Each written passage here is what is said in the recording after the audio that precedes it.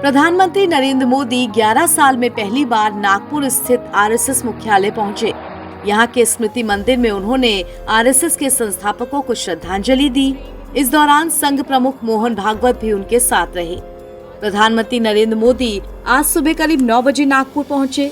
संघ के शताब्दी वर्ष में पीएम मोदी ने संघ मुख्यालय का दौरा किया। प्रधानमंत्री बनने के बाद पीएम मोदी का संघ मुख्यालय का ये पहला दौरा है। प्रधानमंत्री बनने के बाद से ही वो यहाँ कभी नहीं आए थे, इसीलिए इस दौरे को काफी अहम भी माना जा रहा है। पीएम मोदी ने अपने दौरे में आरएसएस के संस्थापकों में से एक गोलवलकर जी की याद में बनाए गए super speciality eye hospital Madhav Netralaya premium centre की आधारशिला रखी। साथ ही पीएम मोदी स्मृति मंदिर भी गए और आरएसएस के संस्थापक डॉक्टर हेडगेवार और माधव सदाशिव गोलवलकर की समाधि पर श्रद्धांजलि दी।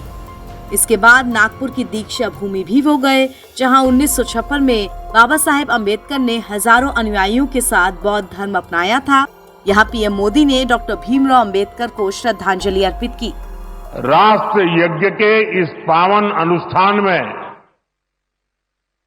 आज मुझे यहां आने का सौभाग्य मिला है।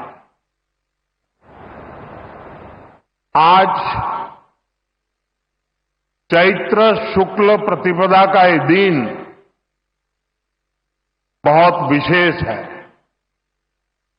आज से नवरात्रि का पवित्र पर्व शुरू हो रहा है। देश के अलग अलग कोनों में आज गुड़ी पड़वा, उगादी और नवरेह का त्योहार भी मनाया जा रहा है। आज भगवान झूलेलाल जी और गुरु अंगद देव जी का अवतरण दिवस भी है। ये हमारे प्रेरणा पुंज परम पूजनीय डॉक्टर साहब की जयंती का भी अवसर है और इसी साल राष्ट्रीय स्वयंसेवक संघ की गौरवशाली यात्रा का 100 वर्ष भी पूरे हो रहे हैं।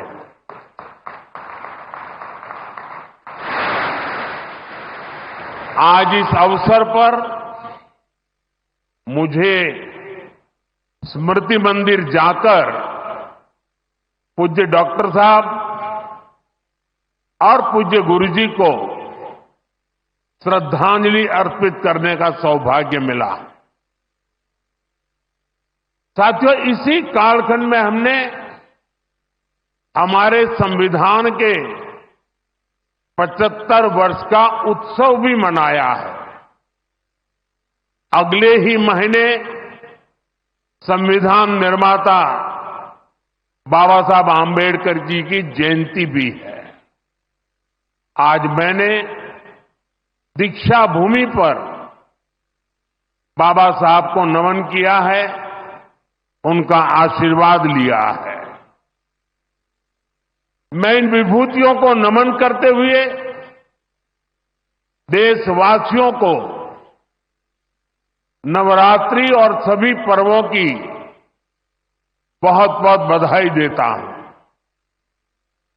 साथियों, संघ सेवा के इस पवित्र तीर्थ नागपुर में आज हम एक पुण्य संकल्प के विस्तार के साक्षी बन रहे हैं। अभी हमने माधव नेत्रालय के कुल गीत में सुना, अध्यात्म, ज्ञान, गौरव, गुरुता का ये अद्भुत विद्यालय, मानवता रत यह सेवा मंदिर, कण कण में देवालय।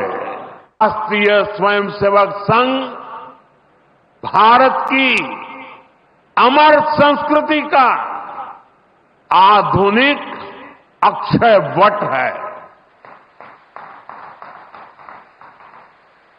ये अक्षय वट आज भारतीय संस्कृति को,